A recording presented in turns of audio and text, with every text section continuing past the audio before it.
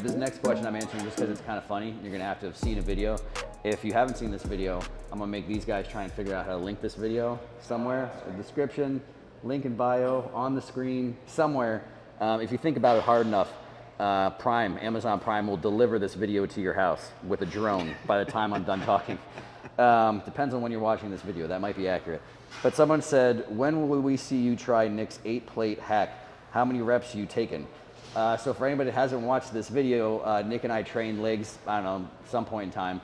And was it actually the back off set? It was a back, or was that your only set, I think? Just before that, I did 2 sets of back squat. Oh yeah, back squats, that's right. So Yeah. he did heavy back squats for, what, 8,000 pounds for 2 reps or something, and then we were doing hacks. And so my top set was 8 plates. This is the funny thing. I already did 8 plates. It's in the video. Everyone just forgot what I did in the video.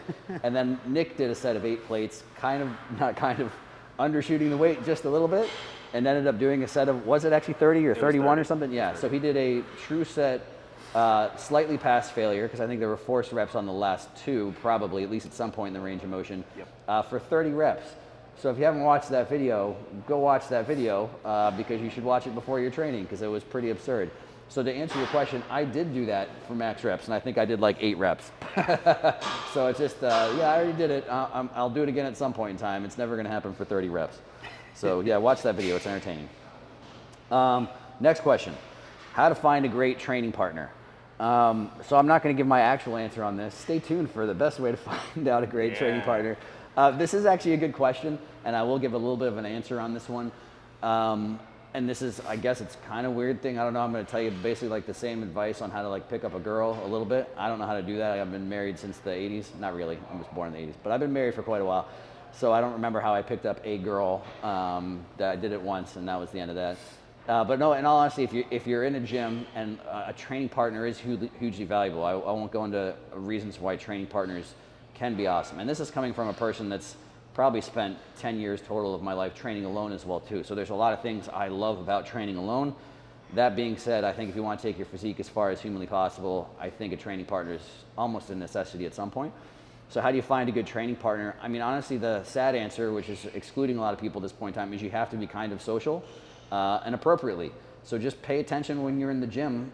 Don't talk to someone mid-set, because if you talk to someone mid-set, they're not going to want to be your training partner anyway. But pay attention, who's in the gym at the same time as you? Who's doing similar things that you are in the gym? Do you see anybody by themselves? This is when I feel like I'm giving advice like you're at the bar. But seriously, so just talk to people when you're in the gym, when you're coming in the gym, people are hanging out by, if your gym has a smoothie bar or whatever it is. Talk to people in the locker room when you have clothes on, don't be that guy. But yeah, so just honestly starting to be social and look, but honestly the thing I would look for is people that are doing similar actions to you. You know, because sometimes you'll have people that are, I'm a huge bodybuilder, I'm 250 pounds, I'm competing, I'd love to have a good training partner, and they're looking for some other 250 pound, huge shredded bodybuilder. You don't need that. You could actually find that guy and he'd be the worst training partner for you ever, but you could find some 170 pound kid who's hungry, who's gonna be there on time every single session, who's gonna say whatever he's willing to learn. That's really what you need for a training partner as well too. You need someone that knows what you want in the set, knows how to spot you, knows how to do all those things, and you have to teach them. No one's gonna know that kind of stuff inherently. You know, so talk to some people. See who's at the gym when you're at the gym, chit chat, ask if they want to get a lift in. I don't know. I mean, that's some of the stuff that I would look for. But the actual most important thing is I say don't look for people that look like you or even have the exact same goals necessarily as you. Look for people that are on the same page for how they train when they're inside the walls of the gym at a given point in time. And then honestly, you have to figure out some of that, you know, punctuality is a thing as well too. Someone that can actually just be there when they're supposed to be there, you know, and be consistent and committed again to those. That's the action part is what I would look at. So that's step 1. I'll take it step 2 instead of reiterating exactly everything you just said, because Joe does so well explaining everything.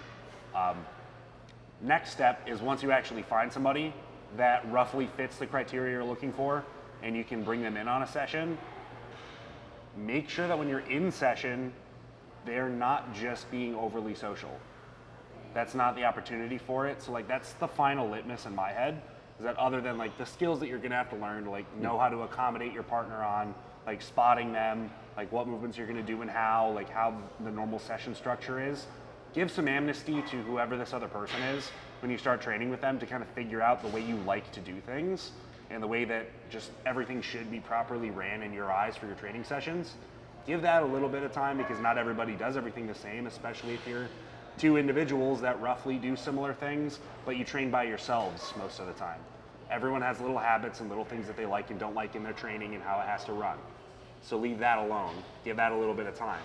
But if there's a genuine misunderstanding on what the priority of the time spent on the gym floor is it, are we here and this is social club and we're talking and we're trying to get out the frustrations of the day and we're trying to figure out like where we're at in the world and having an existential debate over life, or just even talking drama about whatever is going on in the place around you?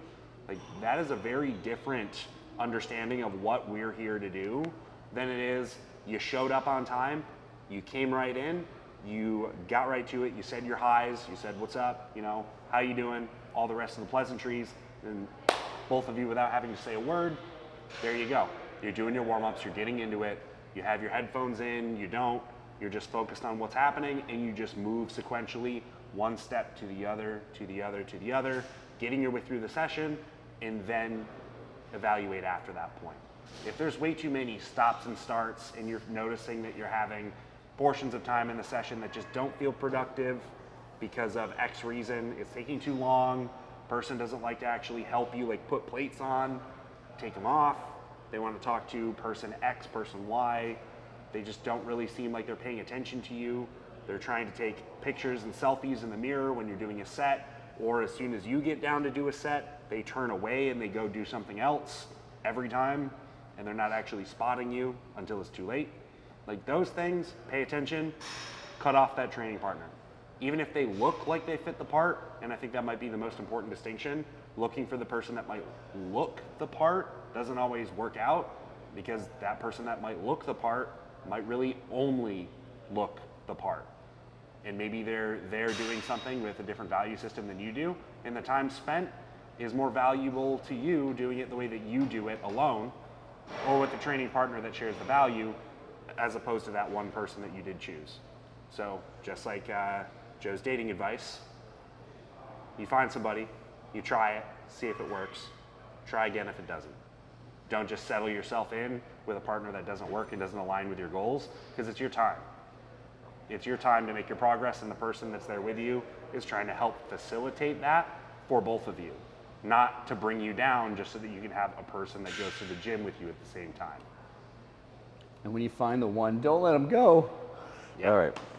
That's equally valid. Yeah. All right, last question. Are forced reps a waste of time since the fatigue they produce is so high?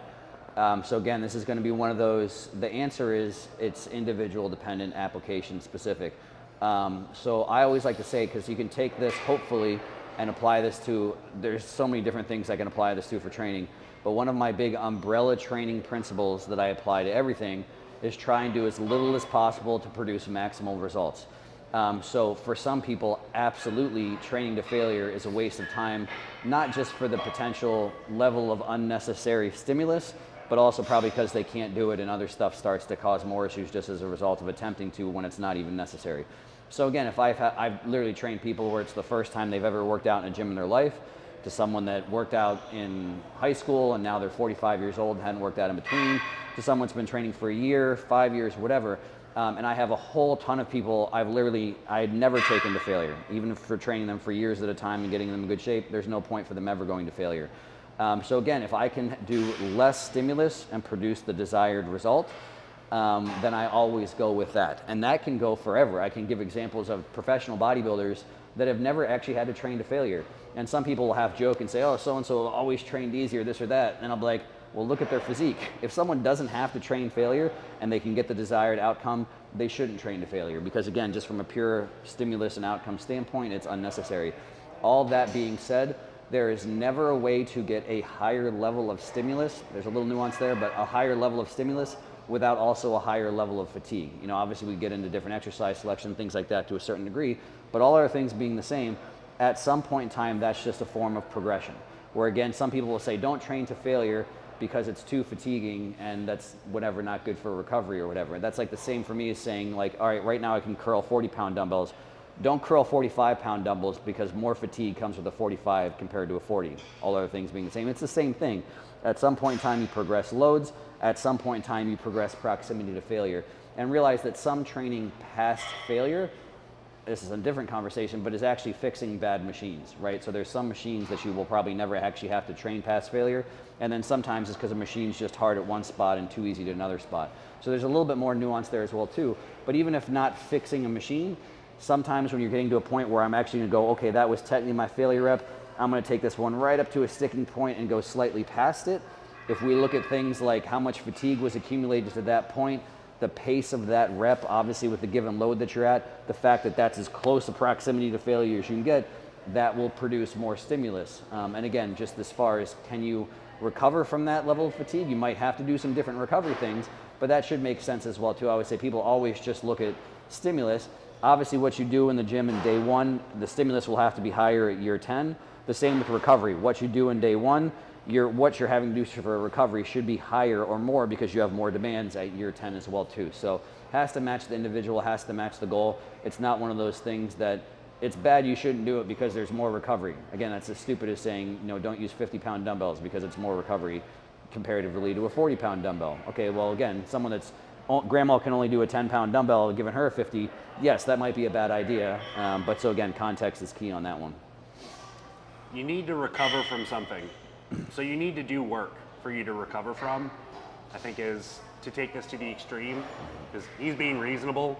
I think the way to go at this is using an ad absurdum type of example. It's like, do you need to do forced reps on everything? Is it a good idea to do it on everything? For pretty much nobody is that a good idea. So don't take the idea that, hey, doing extras, doing the partials, doing intensity techniques, or doing specifically forced reps are useful, and therefore, all right, well, everything that I do now with me and my training partner, I'm going to get forced reps on. That's a bad idea. However, if we're thinking about it in actual practical terms, if we're looking in the opposite argument is now, well, I don't want to do any of those types of things because it's going to be more fatigue, and so I don't want that because I want more recovery. What did I say first? You need to recover from something. So you need to actually do work. Maybe some of that work, because of where your top red line is for how much you can actually tolerate with your actual recovery capabilities at the time, maybe you need to put something in that fits in that category of intensity techniques with forced reps and partials, drop sets, all the rest of it. Maybe that is a tool that you either need in a certain context, maybe because equipment is limited and that's the best way that you have to get at it because of what you have to work with, or just because you're very well progressed onward in your overall athletic development where you have very tiny opportunities on the table for you to get that little bit of a step forward so that the recovery that you are going to have happen actually ends up being productive and bringing you a step forward instead of keeping you running in place.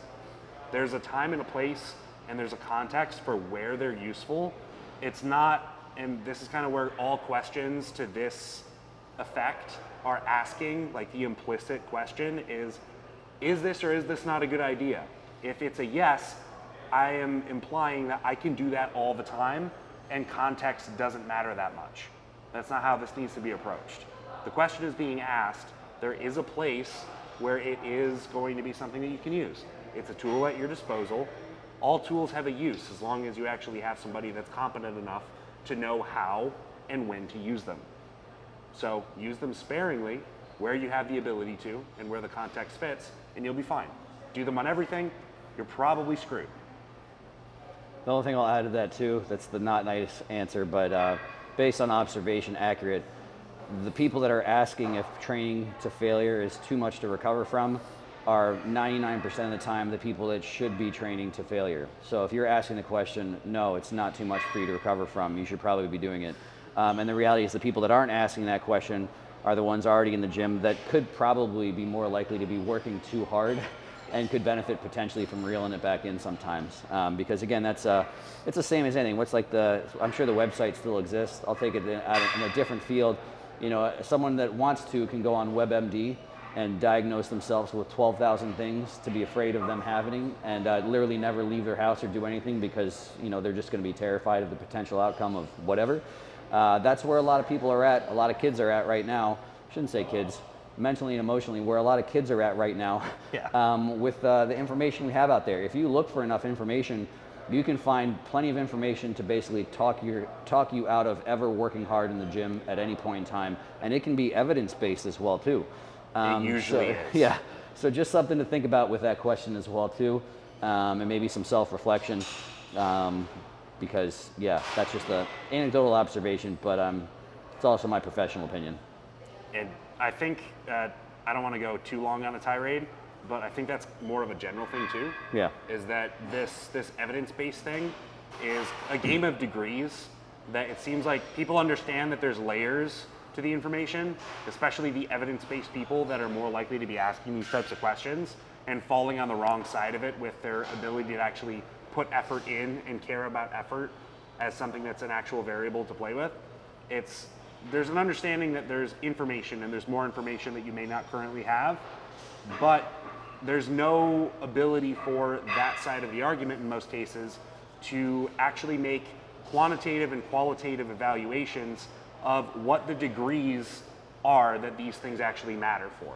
So for effort and trying to avoid it through deciding, okay, well, evidence-based practice is you can get everything you ever need out of training by never getting any closer than 3 reps away from failure forever. Like, okay, maybe there's a context for that. Like some of the clients that Joe has had for decades that have gotten great results that never go all the way to failure.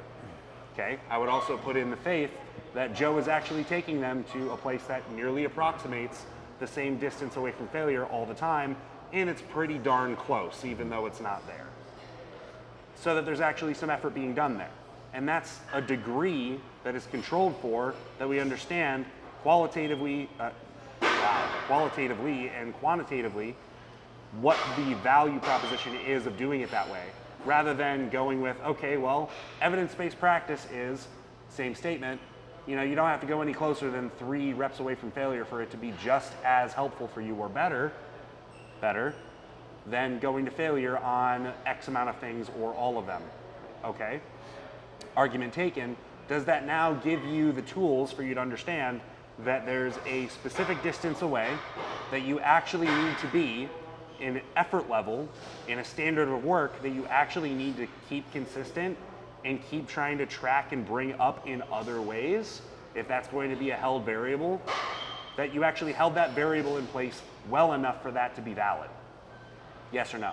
Most often it isn't, because it's a bias away from doing anything that's hard. It's a bias away from doing anything that actually has true value, because you're getting told by somebody else what you're supposed to be doing without taking real on-the-floor analysis of what you're doing currently and taking stock of where that actually is and what it's providing you. I get a million questions to this effect in a million different ways all the time. And it's always, okay, well, how can you prove that this did or did not do this thing? Like, okay, well, did you get the result? I'm looking at you as if you're the person that's asking the question. I don't know. Yeah, well, it's always the What's question. the result? Well, there you go. Like, does going to failure work? How do you know what is too much volume? How do you know what is too little volume? How do you know if you're going to actually get better results with failure training or not? Like, did you try it? Yeah. Did you do it for long enough for it to give you an effect? Did you look at what you did before in a trackable manner where you actually had variables in place, and then tried it the other way and then saw what the result was? Did you, yes or no? And then what do you decide then? Do you ask another question? Well, was it just, I don't know, I got a little bit more sore because I did this, and so my weight went up, and I don't know if that's really growth. It's like, did you do this change for a week, or did you do this for months? Did you see that you actually grew visually? Did your weight on the scale go up? Did the weights that you move in the gym on the same movements go up with the same form? Yes or no? That is directly your answer. Not, well, was it sarcoplasmic whatever, or was this myofibular growth, and did I actually accrue a real muscle fiber? Yes or no? Doesn't matter. It's not a question you need to ask. I think I'll leave it there. Yeah. That's most people asking those questions don't have anything to ever compare to. The people that aren't measuring or tracking anything want to implement something without, and then know if it does something without measuring or tracking, which is impossible. Something that would require Yeah. you to measure and track everything quantitatively and qualitatively. That can't be done because they're already not doing it. Yeah. Now we do a cool sign off. Bye. See you later. Come back soon.